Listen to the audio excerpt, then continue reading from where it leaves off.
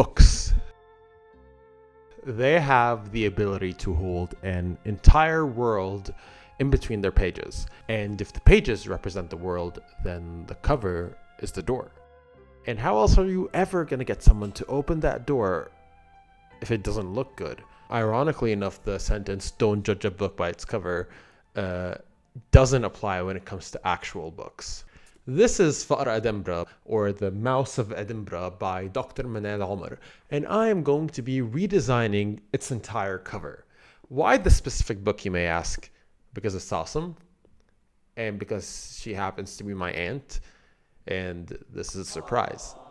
The Mouse of Edinburgh is a book of essays filled with lessons and experiences that Dr.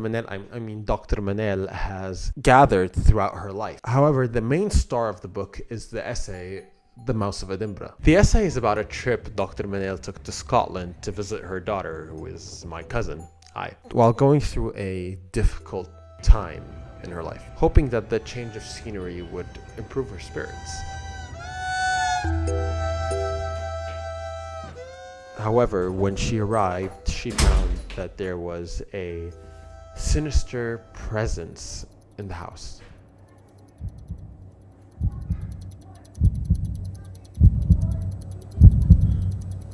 Her biggest fear: a mouse. Since our main star is a mouse, I was gonna have it be the main element on the cover, and I tried different ideas. I played with some imagery of Scotland as well, like castles, but nothing really stuck. Well, I considered bagpipes.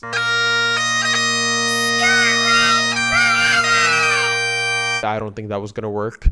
So instead of trying different ways of just pasting a little mouse on the cover, I thought about how this mouse's prints are all over the book's pages. And I came up with this sketch. Yeah, I think this is a pretty good place to start.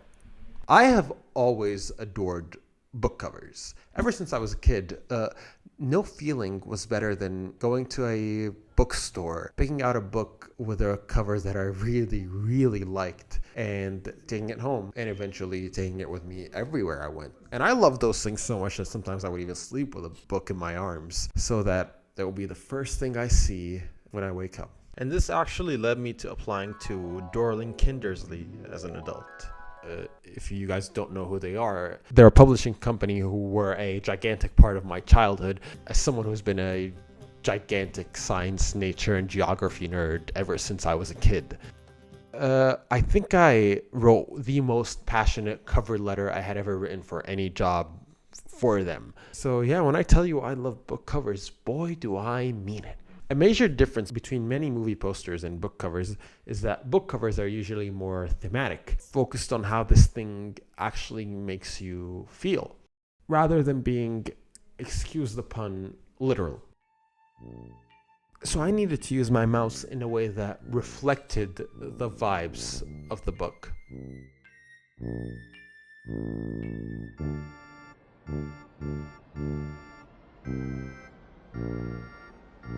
Speaking of the book, where were we in the story again? Dr. Manel had found the mouse in the house. Thank you. So finding out that there was a mouse pushed her to the edge. She left the house, went to a cafe nearby, and sat down trying to calm herself.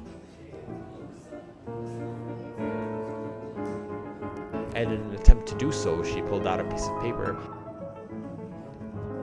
and started writing how she felt. And like many people with a hidden spark inside of them that they've never truly let out, it felt like nothing else. Every day she would spend the day writing in a cafe, and the night trying to catch a rodent.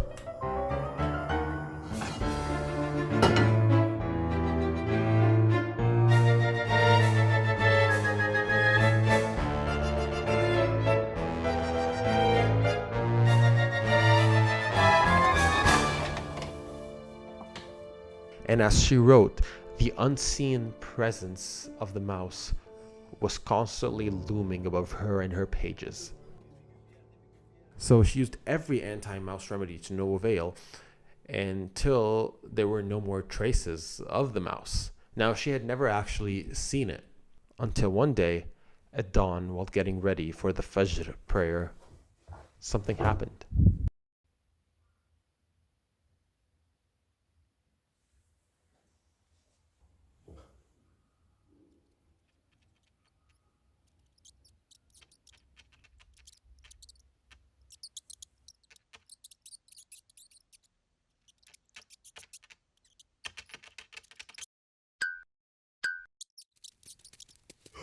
It had never gone.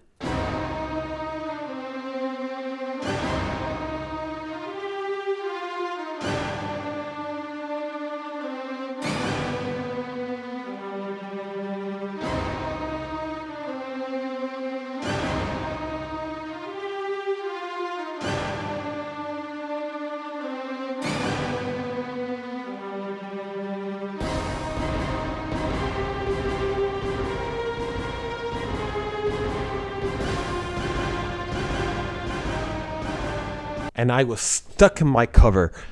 If I took the elements separately, the illustration, the color palette, which was inspired by the Scottish flag, and the typography I made, I was actually very happy with how everything was. But then when I put them all together, something was not working. And every time I tried something, whether it's trying to work on a translation for the cover in English, it just was not working. I think I now know why DK didn't hire me. Maybe I'm not good enough.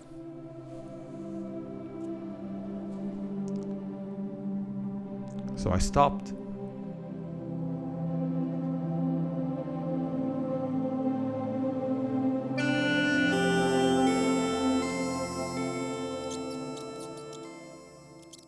Since it was Eid, I took a little break.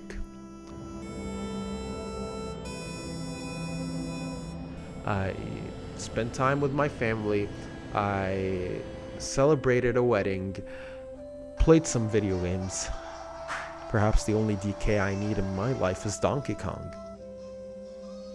And I went on a trip.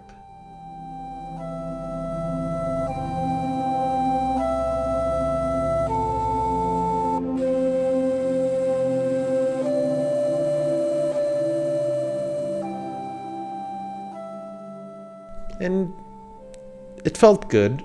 I tried not thinking about my work, but in the distance I could still hear it calling. يوسف تعال ماشي انا ماشي.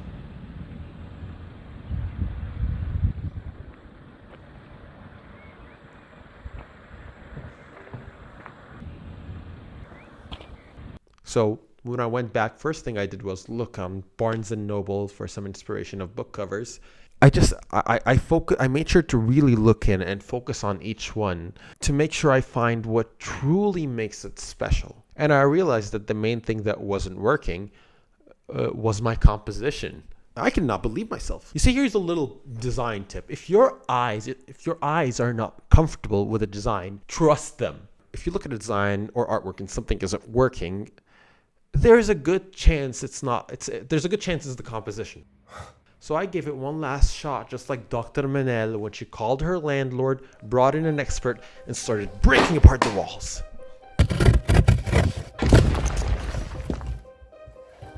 Then they found a gigantic hole that could not just fit a little mouse, could fit a whole fox.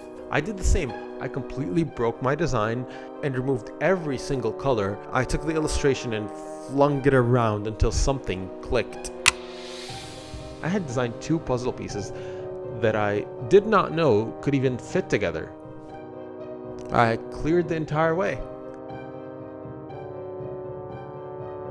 And the same thing happened with Dr. Manel, because inside the hole was where they found the mouse. And you know what the expert did? The expert took the mouse out safely and let it out. I added a splash of color, using it this time to actually tell a story. and there was one final empty space at the top to fill.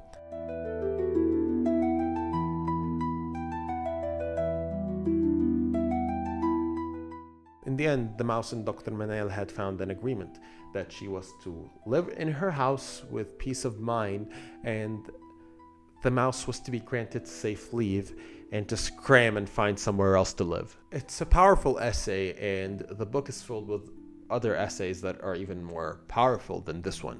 But this one gets the credit for inspiring the entire book, because the mouse's prints are all over this book's pages. In the end, Dr. Manel was happy that the situation could be solved with her being granted peace of mind and the mouse not getting hurt. But most of all, she was grateful for this mouse because thanks to it, she had made a stunning discovery.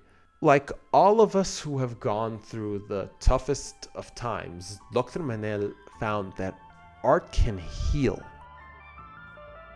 Creativity can open up new avenues in our lives that we never even considered, that can save us.